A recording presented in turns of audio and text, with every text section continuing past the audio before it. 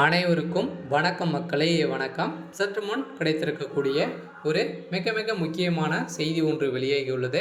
சற்று முன் செந்தில் பாலாஜி வழக்கில் ரகசிய பென்ட்ரைவ் அதிர்ச்சியில் திமுக, இது மாதிரி செய்திகள் வெளியாகிருக்கு. ஸோ இதை பற்றி தான் இந்த வீடியோவில் நம்ம முழுமையாக பார்க்க போகிறோம். ஸோ அதுக்கு முன்னாடி நம்ம சேனலுக்கு இப்போ தான் முதல் முறையாக வந்திருக்கீங்க அப்படின்னா மறக்காமல் நம்மளுடைய சேனலை சப்ஸ்கிரைப் பண்ணி சப்போர்ட் பண்ணுங்கள். ஸோ வாங்க வீடியோக்குள்ளே போகலாம். ஸோ செந்தில் பாலாஜி வழக்கில் பார்த்தீங்கன்னா அவர் பார்த்தீங்கன்னா ஒரு 471 நாட்களாக புழல் சிறையில் இருந்து வந்தார் இல்லையா. ஸோ அவர் பார்த்தீங்கன்னா நேற்று விடுதலை ஆகியிருந்த நிலையில் அந்த விடுதலைக்கு காரணமாக இருந்த வழக்கறிஞர் பார்த்தீங்கன்னா இப்போ கொடுத்த வாக்குமூலத்தால் தான் பெரும் அதிர்ச்சியை அளிச்சிருக்கு.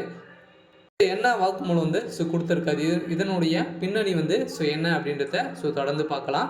ஸோ இந்த பென்ட்ரைவில் பார்த்தீங்கன்னா ஒரு 2500 சாட்சிகள் இருந்ததாக, பென்ட்ரைவை மாற்றி கொடுத்ததாக அவர் கொடுத்த வாக்குமூலத்தால் பெரும் அதிர்ச்சியை அளிச்சிருக்கு. ஸோ இந்த நிலையில் தான் பார்த்தீங்கன்னா அவருக்கு நிபந்தனை அடிப்படையில் செந்தில் பாலாஜி அவர்களுக்கு பார்த்தீங்கன்னா இப்போ ஜாமீன் கொடுத்துருக்காங்க. அந்த ஜாமீன் இப்போ செல்லாது அப்படின்ற மாதிரி பார்த்தீங்கன்னா நீதிமன்றம் பேசி வருவதாக செய்திகள் வெளியேறும் நிலையில் தான் அமலாக்கத்துறை அதிரடியாக செந்தில் பாலாஜி அவர்கள் தேடி வருவதாக செய்திகள் வெளியே இருக்குது. ஸோ இந்த நிலையில் தான் பார்த்தீங்கன்னா திமுகவுடைய தலைமைக்கு பெரும் அதிர்ச்சியில் இருந்து வராங்க.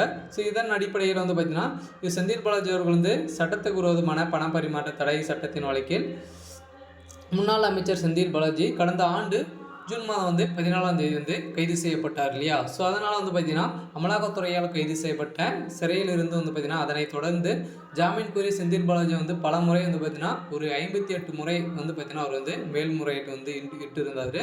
ஸோ இந்த அடிப்படையில் சென்னை மாவட்ட முதன்மை அமர்வு நீதிமன்றம், சென்னை உயர்நீதிமன்றம் மற்றும் உச்சநீதிமன்றத்தில் அவர் தொடர்ச்சியாக தள்ளுபடி அவருடைய வழக்கு செஞ்சுருந்தாங்க. இதன் அடிப்படையில் உச்சநீதிமன்றத்தில் நிலுவையில் இருந்த செந்தில் பாலாஜி ஜாமீன் கோரிய மனு மீதான வழக்கு நேற்று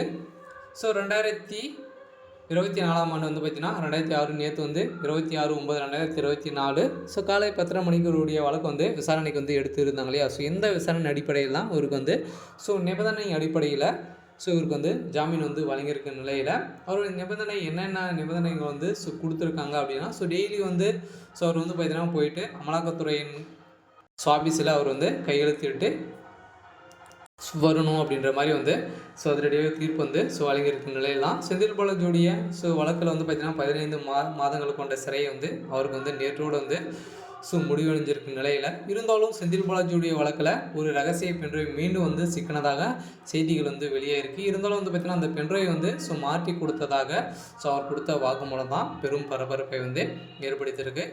இருந்தாலும் செந்தில் பாலாஜியுடைய வழக்கில் என்ன நடக்க போகுது அப்படின்றத வெயிட் பண்ணி பார்க்கலாம். ஸோ இது மாதிரி அரசியல் சார்ந்த நிகழ்வுகளை தெரிஞ்சுக்கணும் அப்படின்னா மறக்காமல் நம்மளுடைய சேனல் சப்ஸ்கிரைப் பண்ணிக்கோங்க.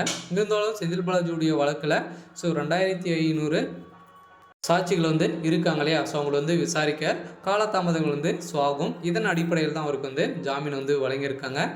ஸோ இன்றைக்கான அப்டேட் பார்த்தீங்கன்னா இதுதான். தேங்க்யூ.